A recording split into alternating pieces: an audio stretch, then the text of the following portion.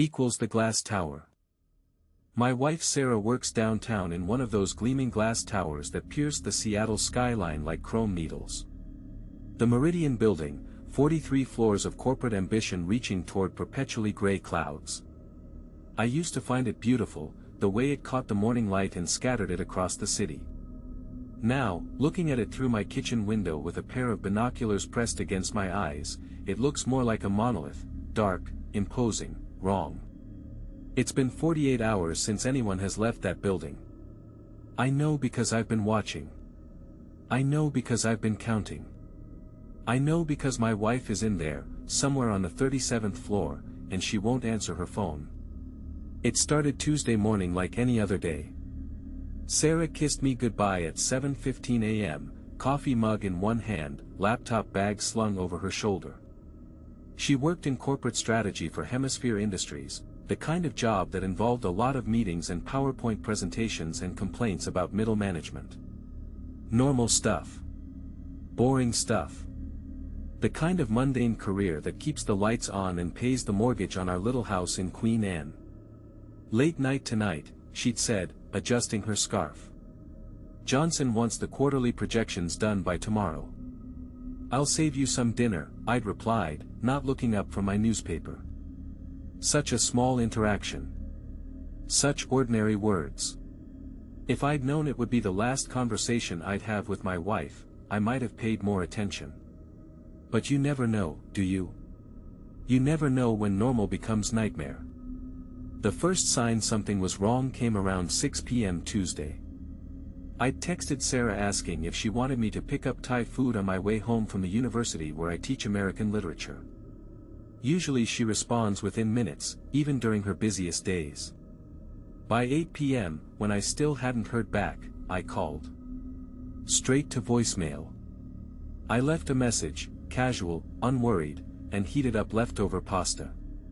By 10 p.m., I was pacing. Sarah worked late sometimes, but she always called. Always. It was one of our unspoken rules, developed over 8 years of marriage. A courtesy. A consideration. She knew I worried. I called again. Voicemail. I tried her office line. It rang and rang before connecting to the building's automated system. Meridian Building is currently experiencing technical difficulties. Please try your call again later. Technical difficulties. How perfectly mundane. How reassuringly normal. I told myself she was probably stuck in some marathon meeting, phone on silent, too busy to check messages.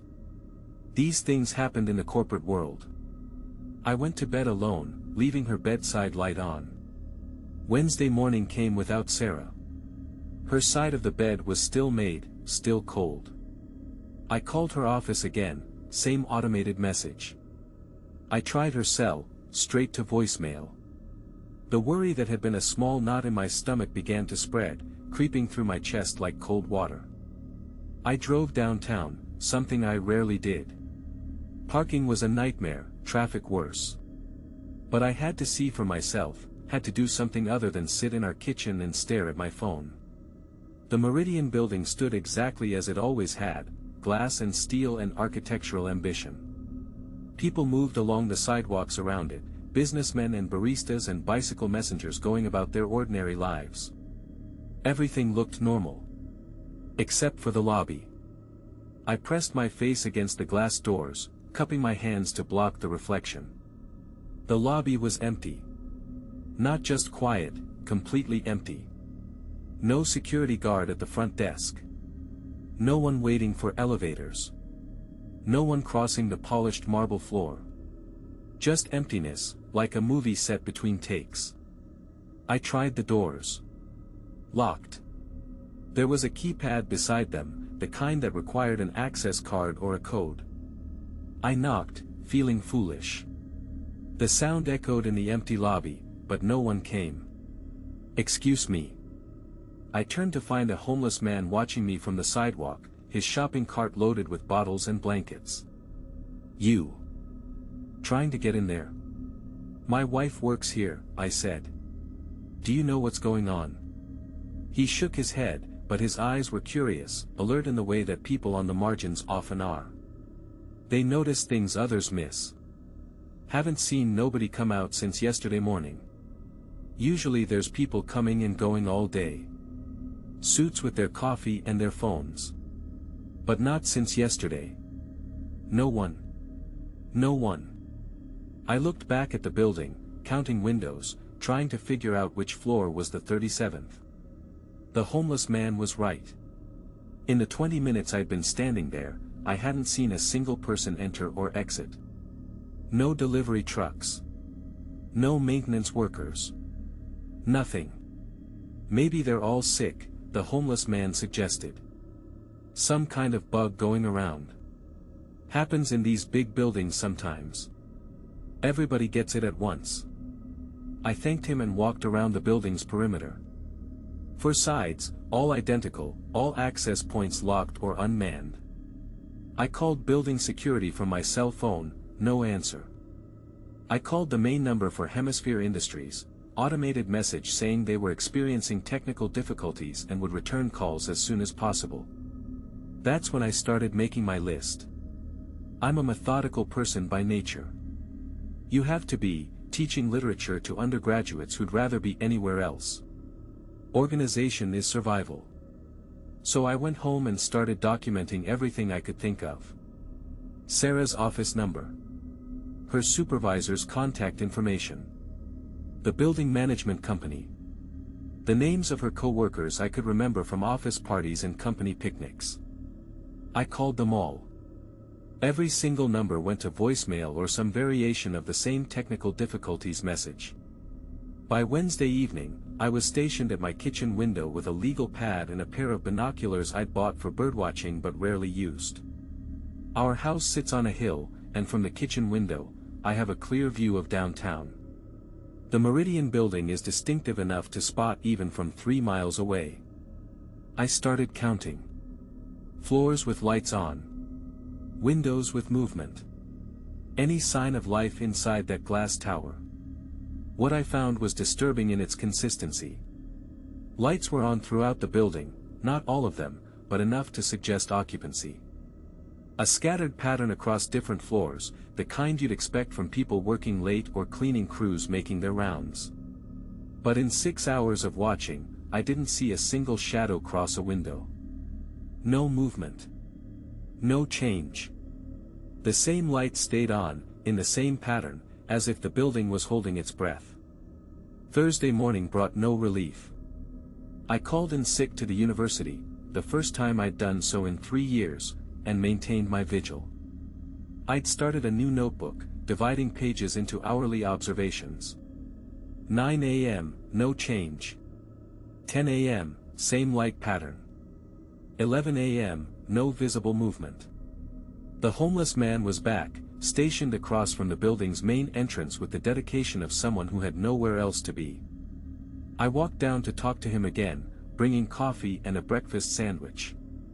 Still nobody, he confirmed, accepting the food gratefully. Been here since sunrise. It's like they're all just gone. But they couldn't all be gone.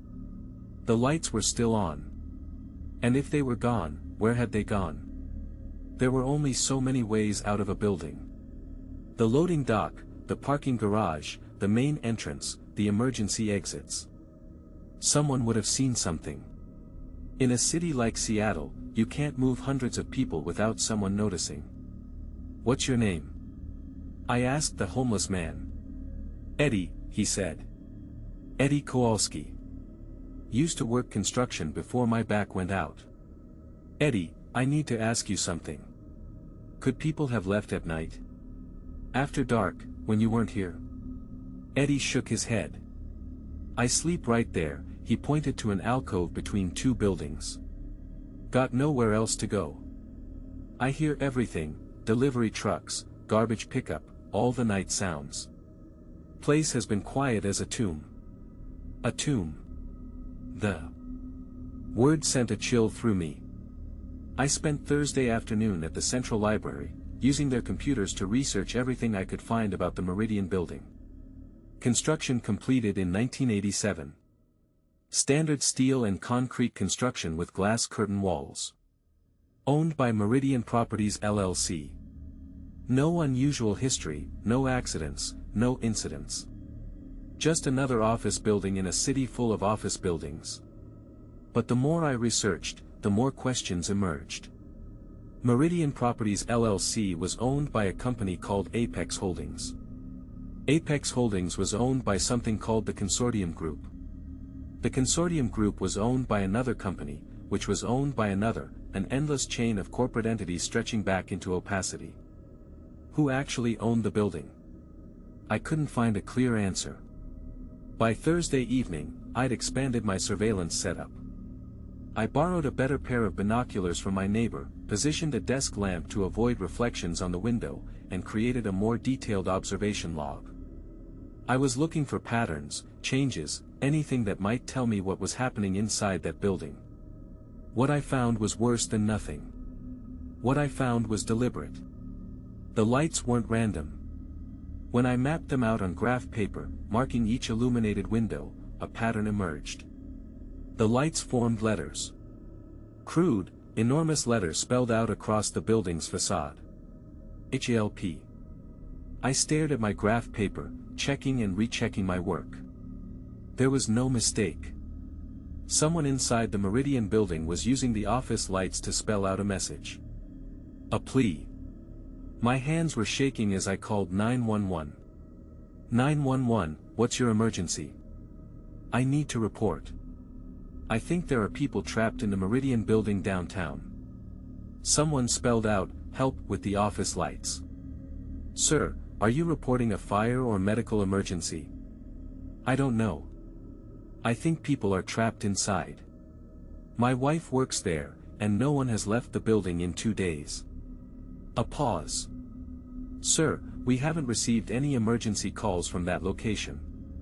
Are you certain you're seeing what you think you're seeing? I'm looking at it right now. Someone spelled, help with the lights. We'll send an officer to check on the building, sir. But when I looked back at the Meridian Building, the pattern had changed. The lights now spelled something else, something that made my blood freeze, WATCHNG. I dropped the binoculars. They hit the kitchen floor with a crack that seemed impossibly loud in the quiet house. When I picked them up and looked again, the building was dark except for a few scattered windows. No pattern. No message.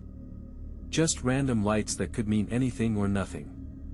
The police officer who came to my door 2 hours later was polite but skeptical. Officer Martinez, young and tired, the kind of cop who'd probably dealt with too many panicked spouses and worried relatives. We checked the building, Mr. Thompson. Everything appears normal. Security guard was at his station, said they've been doing maintenance on the phone systems, which explains the communication issues. What about the people inside? Did you see anyone? The guard said most employees have been working from home this week due to some kind of system upgrade. Skeleton crew only. But the lights can play tricks on you, especially at night. Distance, reflection, fatigue. It's easy to see patterns that aren't really there. After he left, I stood at my kitchen window and stared at the Meridian Building until my eyes watered. The same scattered lights. No pattern. No message. But I knew what I'd seen. I knew. Friday morning came gray and drizzling, typical Seattle weather that matched my mood. I walked downtown again, needing to see the building up close, needing to confirm it was real and solid and not some nightmare I'd constructed in my increasingly sleep-deprived mind. Eddie was gone. His shopping cart, his makeshift shelter, all of it vanished as if it had never been there at all. I asked the barista at the coffee shop across the street if she'd seen him. Eddie. Oh, he went into the building yesterday. Finally got tired of being outside, I guess. He went into the Meridian Building. Yeah, security guard came out and talked to him. Next thing I knew, they were walking inside together. Haven't seen him since. I felt like I was drowning in ordinary explanations that didn't explain anything. Eddie had been my witness, my confirmation that something was wrong. Now he was gone, absorbed into the building like everyone else. I spent Friday researching missing persons reports, checking social media for any mention of problems at Hemisphere Industries or the Meridian Building. Nothing. Sarah's Facebook page showed no activity since Monday. Her LinkedIn profile was unchanged. It was as if she'd simply stopped existing. But people don't just stop existing. They leave traces, evidence, digital footprints. In our connected world, absence is almost impossible. Unless someone is making sure those traces disappear. Friday night, I didn't bother going to bed. I sat at my kitchen window with coffee and determination, watching the building through the long dark hours. Waiting for another message. Waiting for some sign that Sarah was still alive, still fighting, still trying to communicate. At 3:17 a.m., the lights changed again. This time, they didn't spell words. This time, they formed something else, a pattern I recognized from my childhood, from summer camps and Boy Scout meetings. Morse code. Dots and dashes spelled out in office windows, a desperate message flashing across the building's facade. ... Dash dash dash. ... SOS. I grabbed my phone and started recording, but the pattern changed even as I watched. The lights flickered in a new sequence, faster now, more urgent. ... Dash dash dash. ... LOST. Then, dash dash. Dash dash dash. Dash dash. Dash. MORT. The building went dark. Every single light, every floor, every window. Complete darkness, as if someone had thrown a switch and cut power to the entire structure. But that was impossible. Buildings that size had backup generators, emergency systems, safety protocols. They didn't just go dark. I sat in my kitchen, staring at the black shape of the Meridian Building against the night sky, and understood with horrible clarity that my wife was gone. Not dead, gone. Taken by something that lived in the spaces between normal life and nightmare, something that could make people disappear without anyone noticing or caring. Something that was now spelling out messages in the dark. Because even though the building appeared dark from the outside, even though every window looked empty and black, I could still see lights. Faint, internal lights that didn't shine through windows but seemed to glow from within the structure itself. Lights that pulsed in rhythm, like a heartbeat. Like breathing. The Meridian Building was alive, and it was hungry. I'm writing this now because I know they're coming for me too. The phone calls have started, automated voices asking if I'm satisfied with my current employment, if I'd like to learn about exciting opportunities in downtown Seattle, if I'm ready to join my wife in her new position. I keep saying no, hanging up, blocking the numbers. But they keep calling. Different numbers, same voice, same invitation. The building is patient. It can wait. It knows I'll have to sleep eventually, have to leave the house, have to drop my guard. It knows that love makes people do foolish things. It knows I'll come looking for Sarah. Right now, from my kitchen window, I can see the Meridian Building glowing softly in the pre-dawn darkness. 43 floors of patient hunger, waiting for me to make the obvious choice. Waiting for me to walk through those glass doors and join whatever Sarah has become. The lights are spelling out something new now. A single word, repeated over and over in cruel invitation, "Xiaomi." And God help me, I think I'm going to.